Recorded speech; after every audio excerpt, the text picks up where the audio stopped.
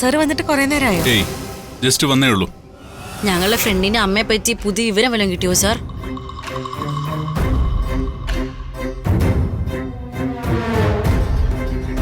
അമ്മയെ തേടുന്ന നിങ്ങളുടെ ഫ്രണ്ടിനെ എനിക്കൊന്ന് കാണണമല്ലോ.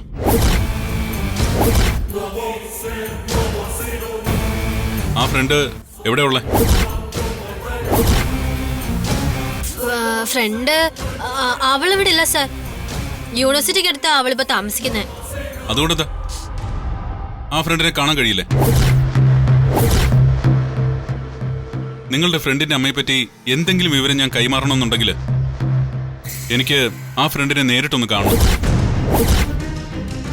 ആ ഫ്രണ്ടിനെ കാണാതെ ഒന്നും നടക്കില്ല. അവളുടെ അമ്മയെ പറ്റി സാറിന് എന്തോ വിവരം കിട്ടിയിട്ടുണ്ടല്ലോ. പ്ലീസ് സാർ, എന്തെങ്കിലും വിവരം കിട്ടിയെങ്കിൽ പറയൂ സാർ, പറയാതിരിക്കില്ലേ. അവളെ ഞങ്ങൾ മറ്റൊരു ദിവസം സാറിന്റെ മുന്നിൽ കൊണ്ടുവരാം സാർ. അല്ല, നിങ്ങളുടെ ഫ്രണ്ട് മെയിലാണോ ഫീമെയിലാണോ? ഫീമെയിൽ.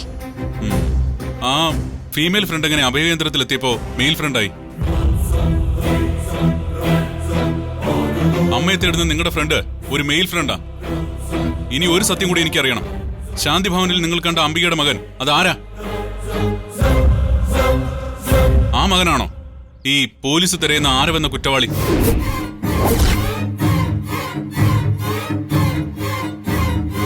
പറയേ, അംബികയുടെ മകനാണ് ആരവെങ്കില് ആ മകന് വേണ്ടി നിങ്ങൾ എന്തിനാ അംബികയെ കാണാൻ പോയത്?